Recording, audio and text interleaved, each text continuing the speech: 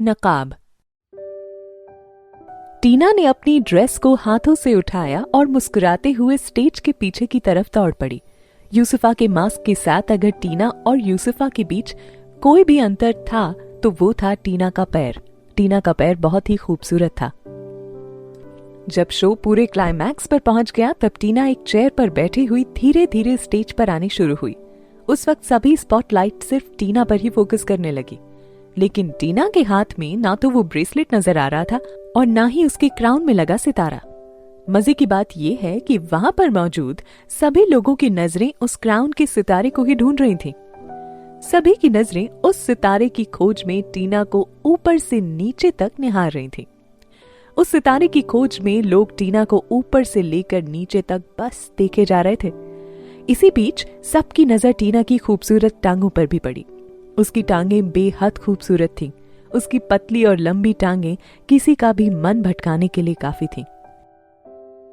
सब उस क्राउन के सितारे की खोज में हार मानने ही वाले थे कि तभी टीना ने मुस्कुराते हुए अपना एक हाथ ऊपर उठाया और फिर अपने सिर को उठाते हुए उसने अपनी बाईं टांग को ऑडियंस के सामने खोल दिया। अब उसकी लंबी टांगों में क्राउन का वो सितारा नजर आने लगा। वाओ! इस सीन को देखकर वहां बैठे सभी लोगों के दिलों की धड़कनें बढ़ गईं। चेयर पर बैठे बैठे टीना का पलक झपकते एक पोज से दूसरे पोज में जाना वाकई में काफी शानदार था। सबसे खास बात यह थी कि टीना जितनी बार अपनी ड्रेस के पोज को बदल रही थी उतनी बार क्राउन में लगा सितारा अलग अलग तरह की लाइट में नजर आ रहा था। अलग अलग रंग की रोशनी में आने से इसका रंग भी बार बार बदल रहा था, जिससे हीरे से बना ये सितारा और ज्यादा खूबसूरत लग रहा था। टीना के डांस और इस सितारे की खूबसूरती देखकर हॉल में मौजूद सभी दर्शक खड़े होकर ताली बजाने लग गए थे। हर कोई टीना की दिल खोलकर तारीफ कर रहा था। इसी भीड़ के बीच में एक जगह पर रणविजय भी छिपकर टीना को देखे जा रहा था। उसकी पत्नी, जो कि एक समय मुंबई की टॉप मॉडल थी, आज यहाँ पर एक बी ग्रेड की मॉडल की जगह पर खड़ी थी। ये बात रणविजय को थोड़ी परेशान कर रही थी। इस बात में कोई शक नहीं था कि टीना आज भी उतनी ही खूबसूरत और हसीन दिखती है जितना कि वो 3 साल पहले दिखती थी। आज भी अगर वो स्टेज पर आती है तो हर किसी का दिल जीतने का हुनर रखती है। टीना के फाइनल पोज के बाद तो ऑडियंस का जो उत्साह था देखते ही बन रहा था। हर तरफ सिर्फ उसी की तारीफ हो रही थी। लेकिन इन सब के बीच अफसोस की बात ये थी कि यहाँ पर मौजूद सभी लोग ये सोच रहे थे कि ये डांस यूसुफा कर रही है। शो खत्म हो गया और सभी के मुंह से यूसुफा की तारीफ ही सुनने को मिल रही थी। यूसुफा की नकाब के पीछे खड़ी टीना के लिए इससे बड़ी दुख की बात और क्या हो सकती थी। एचएफ के फाउंडर इस परफॉर्मेंस से बेहद खुश हुए। बेशक उन्हें भी ये नहीं पता था कि स्टेज पर खड़ी मॉडल टीना है। वो अभी तक यही समझ रहे थे कि वो यूसुफा है जिसने अपनी अदाओं से लोगों को दीवाना बनाया है। और फिर उसके साथ स्टेज के आगे की तरफ बढ़े। फिर उन्होंने वहां बैठी ऑडियंस की तरफ देखते हुए सभी को शुक्रिया किया। थैंक यू एवरीवन, और हाँ, थैंक यू मिस यूसुफा इस बेहतरीन परफॉर्मेंस के लिए। आपने बहुत अच्छा शो किया वाकई में। टीना बिल्कुल चुपचाप खड़ी थी। वो बस सिर झुकाकर सभी का अभिवादन कर रही थी। तभी ऑडियंस में आगे की तरफ से एक आवाज आई, ये यूसुफा नहीं है, मैंने उसे रियल लाइफ में देखा है, उसकी टांगे इतनी लंबी हैं ही नहीं। इस वक्त वहां मौजूद सभी लोगों की नजर तुरंत ही टीना की टांगों पर आकर टिक गई। अब सभी शक भरी निगाहों से टीना की टांगे देखने लगे और इसे यूसुफा की टांग से मिलाने की कोशिश कर रहे थे। अगर तुम वाकई में यूसुफा हो तो अपना ये नकाब हटाकर सभी को अपना चेहरा दिखाओ, तुरंत ही सच सबके सामने आ जाएगा। ऑडियंस में से किसी ने आगे आकर कहा। इसके बाद बहुत से लोगों ने टीना से नकाब हटाने की मांग शुरू कर दी। यहाँ तक कि एचएफ कंपनी के डिजाइनर भी इस बात पर शक जताने लग गए थे कि उनके सामने खड़ी औरत यूसुफा नहीं है। मिस यूसुफा, प्लीज अपना मास्क हटाइए। अब तो डिजाइनर भी ये जानने को इच्छुक थे कि क्या ये वाकई में यूसुफा है, और अगर ये यूसुफा नहीं है तो निश्चित रूप से उनका पीजी ग्रुप के साथ कॉन्ट्रैक्ट खत्म हो जाएगा। टीना बहुत हड़बड़ाई हुई थी, लेकिन वो अब चारों तरफ से घिर चुकी थी। उसके पास अब कोई और रास्ता नहीं था। आखिर में उसने धीरे से अपना मास्क हटा दिया। जैसे ही उसका चेहरा लोगों के सामने आया, सबने तुरंत ही उसे पहचान लिया। चूंकि एक समय में काफी फेमस मॉडल रह चुकी थी, इसलिए किसी के लिए भी उसे पहचानना मुश्किल काम नहीं था। 1 सेकंड में ही वहां मौजूद सभी लोगों ने टीना को पहचान लिया। ऐसा कहा जाता था कि जब से टीना को ब्लैक लिस्टेड किया गया था तब से उसका मॉडलिंग करियर लगभग खत्म सा हो गया था। अब उसकी गिनती इंडस्ट्री की 3rd ग्रेड मॉडल के रूप में होती थी। लेकिन किसी ने भी कभी ऐसा नहीं सोचा था कि वो इतनी गिर जाएगी कि स्टेज पर किसी दूसरे मॉडल की जगह ले लेगी। क्या वो जानबूझकर सिर्फ खुद को फेमस करने के लिए सब कर रही थी या उससे ये सब जबरदस्ती करवाया जा रहा था? इन तरह के हजारों सवाल वहां बैठे ऑडियंस के मन में उठ रहे थे। टीना, अरे ये तो टीना है। जैसे वहां मौजूद रिपोर्टर्स को ये खबर हुई, सब ने टीना को घेर लिया। रिपोर्टर्स ने उसके आगे सवालों की झड़ी लगा दी। आपको 3 साल पहले ब्लैक लिस्टेड किया गया था। क्या आप अब इस अपॉर्चुनिटी को लेकर मॉडलिंग इंडस्ट्री में कमबैक करना चाहती हैं? आप काफी फेमस मॉडल रह चुकी हैं। क्या अब आप यूसुफा की जगह लेना चाहती हैं? क्या आप उनके इंजर्ड होने का फायदा उठाकर खुद स्पोक पर्सन बनना चाहती हैं? मैम, ये तो जाहिर है कि आप खुद को प्रमोट करने के लिए ही ये सब कर रही हैं।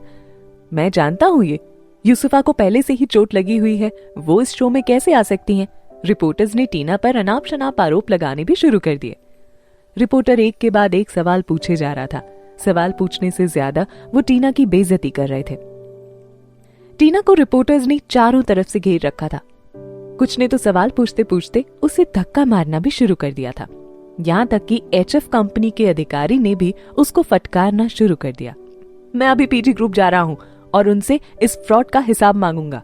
इस तरह का फ्रॉड हम कतई बर्दाश्त नहीं करेंगे। डिजाइनर को इस बात का ना तो कोई अंदाजा था और ना ही इससे कोई फर्क पड़ा था कि आज से 3 साल पहले टीना कितनी फेमस मॉडल रह चुकी है। वो तो बस इतना जानता था कि पीजी ग्रुप ने जिस मॉडल को भेजने की बात कही थी उसकी जगह पर किसी और को भेज दिया था। और रही बात तुम्हारी, तो मैं तुम्हें अब कोर्ट में देखूंगा, लेकिन अभी के लिए तुम यहाँ से दफा हो जाओ। तुम इस लायक हो ही नहीं कि मेरे रनवे में खड़ी रहो, उसने गुस्से से भरे लहजे में चिल्लाते हुए कहा। उसकी तीखी आवाज पूरे हॉल में गूंजने लगी, यहाँ तक कि रिपोर्टर भी चौंक गए। अब तो टीना के लिए वहां 1 मिनट भी खड़े रहना मुश्किल था। तुम अभी तक गई नहीं यहां से? जरा सी भी शर्म है तुम्हारे अंदर? टीना ने पहले से ही खुद को इन सब के लिए तैयार कर रखा था। ठीक इसी वक्त स्टेज के पीछे से एक आवाज सुनाई पड़ी। हाँ, जाना तो चाहिए किसी और को यहां से, लेकिन टीना को नहीं, बल्कि अब तुम्हें यहां से निकलना होगा। सभी रिपोर्टर ये आवाज सुनकर चौंक गए और पीछे की तरफ मुड़कर ये देखने लगे कि ये आवाज किसकी है और कहां से आ रही है। वहां स्टेज के पीछे रणविजय खड़ा था। सभी की आंखें खुली की खुली रह गईं। एक पल में ही सबने उसे पहचान लिया, लेकिन रणविजय के यहाँ पर होने की उम्मीद किसी को भी नहीं थी। आखिर एंटरटेनमेंट इंडस्ट्री का बेताज बादशाह यहाँ क्या कर रहा है? सबसे बड़ी बात, ये स्टेज पर क्यों खड़े हैं? रणविजय स्टेज पर आकर अगर टीना की तरफ से बोल रहे हैं तो जरूर ही इसके पीछे कुछ ना कुछ बड़ा कारण होगा। ये तो सभी को समझ आ रहा था। सभी की सांसें थमी हुई थी कि अब आगे क्या होने वाला है। अभी तक सभी को लग रहा था कि आज टीना की किस्मत बहुत खराब है, लेकिन रणविजय ने टीना के साथ खड़े होकर सभी को चौंका दिया। अब वो थोड़े गुस्से से भरी आवाज में डिजाइनर की तरफ देखते हुए बोले, जितनी जल्दी हो सके तुम यहाँ से निकल लो, वरना तुम्हें अभी पता नहीं है कि मैं तुम्हारी कंपनी का क्या कर सकता हूँ। टीना के दिल की धड़कन कुछ पल के लिए थम सी गई थी।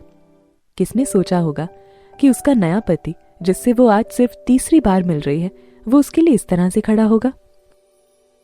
सभी रिपोर्टर्स की भी जुबान बंद हो गई। अगर उन्हें पहले पता होता कि टीना का RR के साथ टाई अप है तो वो कभी भी उससे इतनी बुरी तरीके से बात नहीं करते। HF के डिजाइनर के चेहरे पर भी लाचारी साफ नजर आ रही थी। वो अच्छे से जानता था कि वो RR इंटरनेशनल के साथ नहीं भिड़ सकता। कुछ देर तक शांत रहने के बाद उसने ना चाहते हुए भी डर के मारे माफी मांग ली। आई एम सॉरी रणविजय, मैं नहीं जानता था कि आपका रिश्ता। मेरा इसके साथ कोई रिश्ता नहीं है और ना ही मैं इसे जानता हूँ। मुझे बस तुम्हारे बात करने का लहजा पसंद नहीं आया। क्या तुम्हें इतना भी नहीं पता कि औरतों से कैसे बात की जाती है? रणविजय ने टीना के साथ अपने रिश्ते की बात को नकार दिया और फिर वहां से चले गए। लेकिन जाने से पहले वो रिपोर्टर्स की तरफ मुड़े और अनाउंस कर दिया कि यहाँ पर मैं आप लोगों को बता दूं, टीना निश्चित रूप से एक दिन मॉडलिंग इंडस्ट्री की राइजिंग स्टार बनेगी। यहाँ बस इतना ही। आगे की कहानी जानने के लिए सब्सक्राइब करें पॉकेट FM चैनल को और बेल आइकन क्लिक करके अगले एपिसोड का नोटिफिकेशन पाएं। लेकिन आप सारे एपिसोड अभी सुनना चाहते हैं तो डाउनलोड करें हमारा pocket FM app. Link description में है। जहां आप पाएंगे इस शो के सारे एपिसोड्स और साथ ही इसके जैसे और भी बेहतरीन शोज। तो देर किस बात की, अभी डाउनलोड करें पॉकेट FM ऐप।